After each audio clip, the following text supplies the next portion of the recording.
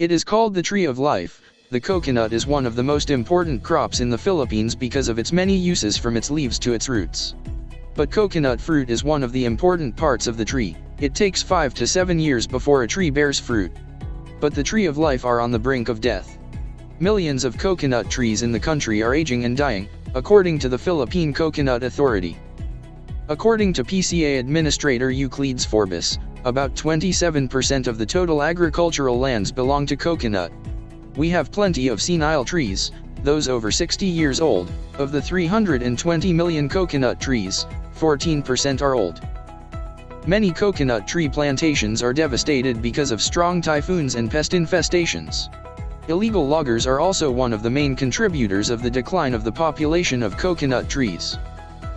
But did you know that there is a law that protects the coconut tree?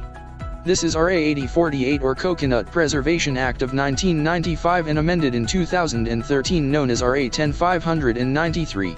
It is an act providing for the regulation of the cutting of coconut trees, its replenishment, providing penalties therefore and for other purposes. It prohibits cutting of coconut tree except when the tree is 60 years old, when the tree is no longer economically productive, when the tree is disease infested, when the tree is damaged by typhoon or lightning, when the agricultural land devoted to coconut production shall have been converted in accordance with law into residential, commercial, or industrial areas, and when the tree would cause hazard to life and property. No permit to cut shall be granted unless the applicant has secured from the captain of the locality where the cutting will be done a certification under oath that he or she has already planted the equivalent number of coconut trees applied for to be cut.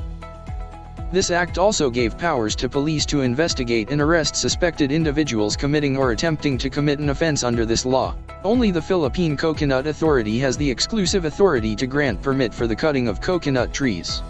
The authority may be delegated to the city or municipal mayors as the PCA may determine. This law also requires registration of all sawmills, lumber yards, coconut wood dealers and other persons or entities dealing in the processing and sawing of coconut trees. Those found guilty of violating this act or any rules and regulations issued pursuant hereto shall, upon conviction, be punished by imprisonment of not less than 2 years but not more than 6 years, or a fine of not less than 100,000 pesos, but not more than 500,000 pesos, or both, at the discretion of the court. If there is no replanting done, the barangay captain who issued the certification shall, upon conviction, be penalized with imprisonment of not less than 3 years but not more than 7 years and a fine of not less than 100,000 pesos but not more than 1 million pesos.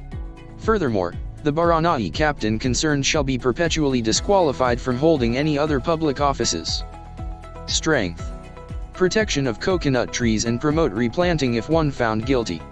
Recognition of coconut tree as one of the important crops in the Philippines. Weakness.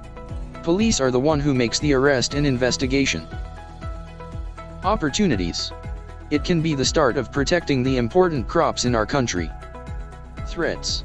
There are still many people that cut down coconut trees as a lumber because of the lack of knowledge regarding this law. It can be exploited in the time of disasters like typhoon and earthquake. Recommendation. Aside from police, there should be an agriculturist that can help in investigating the cases. Gave seminars about this law to the provinces that has a great population of coconut trees. Aside from coconut trees, other crops must also be protected that bears fruit like mango tree.